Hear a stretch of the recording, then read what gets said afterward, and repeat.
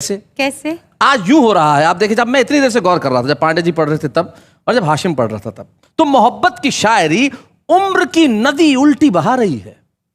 मोहब्बत की शायरी उम्र की नदी उल्टी बहा रही है।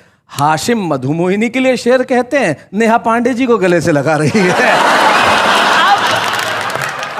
ऐसा अगर होने लगा तो कैसे चलेगा साहब, लेकिन चलेगा, मामला आगे बढ़ेगा और बढ़ेगा इस तरह जब हम बुलाएंगे हास्य वालों के हाहाकार टीम से मधुमोहिनी उपाध्याय जी को।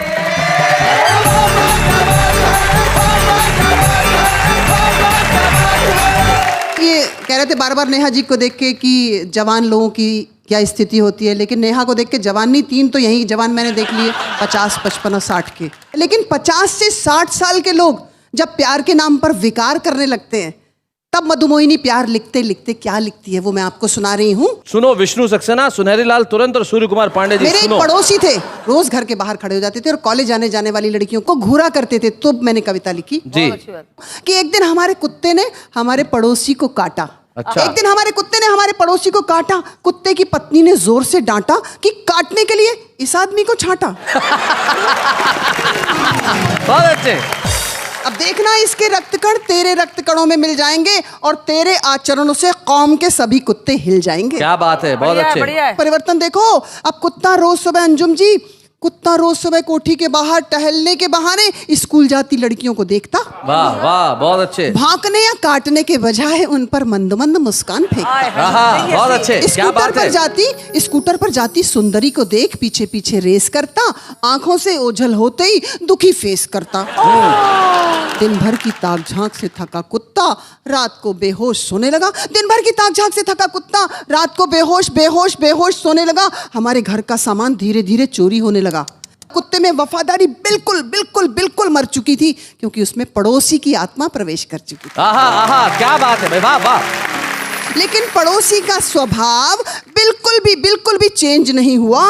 कुत्ते से कुछ भी एक्सचेंज नहीं हुआ। वाह वाह वाह। हम सोचने लगे काश आदमी में भी यदि कुत्ते जैसी वफादारी होती तो संस्कृति आज अपनी पहचान यूं न खोती। क्या बात है। लेकिन आज आदमी के पास आदमियत कम, रकम बढ़ रही है। आदमी के पास आदमियत कम, रकम बढ़ रही है, जो उसे अपने ही बनाए चक्रव्यूह में जकड़ रही है। जो उसे अपने ही बनाए चक्रव्यूह में जकड़ रही है। 4 पंक्तियां आप मुझे याद आ गई जी, सुन ही लीजिए। कि कितनी वफा निभाना और कब दुम दबा के घुसना। सीखे हैं मैंने तुमसे सब प्यार के सलीके, और मैं ही अकेला हूँ यह सोच के घुसा था, सारे रकीब निकले कुत्ते तेरी गली के।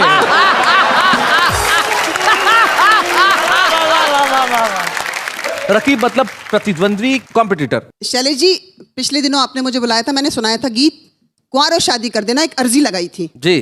तो अब एक गांव का लड़का चाहता है शादी करना। आप लोग तो बंबई के हो, शानदार अंग्रेजी आपको आती, थोड़ी बहुत उसने भी पढ़ी थी, अपनी भाषा में बात करता है। वो कैसी लड़की चाहता है? All in one. मैया कर दे मेरो ब्याह, दिलाए दे दुल्हन गोरी सी। ओहो। होए दीपिका से प्यारी जाऊं रूप पे मैं वारी, होए दीपिका से प्यारी जाऊं रूप पे मैं वारी, होए स्लिम ट्रिम टॉल लगे मॉडल भली, कॉन्वेंट पड़ी होए पाँव फिर भी जो धोए, पैर दाब के ही सोए रोज लाए बेड टी, ब्यूटी पार्लर जाए लगे वो ब्यूटी क्वीन सी। मैया कर दे मेरो ब्याह, लाए दे दुल्हन गोरी सी। बहुत अच्छे।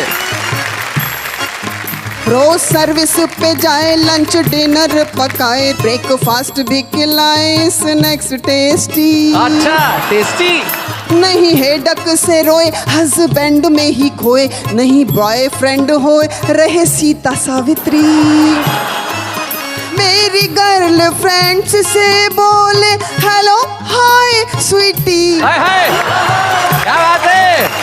पुरुष मानसिकता की बात कर रही हूँ, हास्य में व्यंग आता है मेरे लिए। जब साथ फेरे चल कहने में मेरे लिए, जब साथ फेरे चले कहने में मेरे, घूमे साथ साथ मेरे वो हो मॉडर्न लली। डिस्को पब में भी चले रिस्क लव से न जले, डिस्को पब में भी चले रिस्क लव से न जले, छेड़े जब मन चले बन नाग फनी। बहुत अच्छे, बहुत बढ़िया, बहुत बढ़िया, बहुत अच्छा। सानिया जैसी टेनिस खेले, सानिया जैसी टेनिस खेले और खेले टीटी, मैया कर दे मेरो ब्याह। और अंतिम वाह वाह आजकल छा रहा है पूरे विश्व में। Shailesh ji credit goes to you, आपके लिए कहती हूँ। बोलिए। वाह वाह में भी जाए और वाह वाही पाए, मनोरंजन कराए, क्या बात है कहीं। बहुत अच्छे। गीत कविता सुनाए, लय ताल में ही गाए, सब चैनल पे छाए, भूले बाबुल की गली। व्यंग की पंक्ति, व्यंग देखिएगा।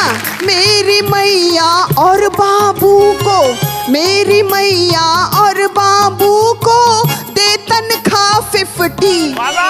क्या बात है। दे तनख्वाह 50, मैया कर दे मेरो ब्याह। बहुत अच्छे।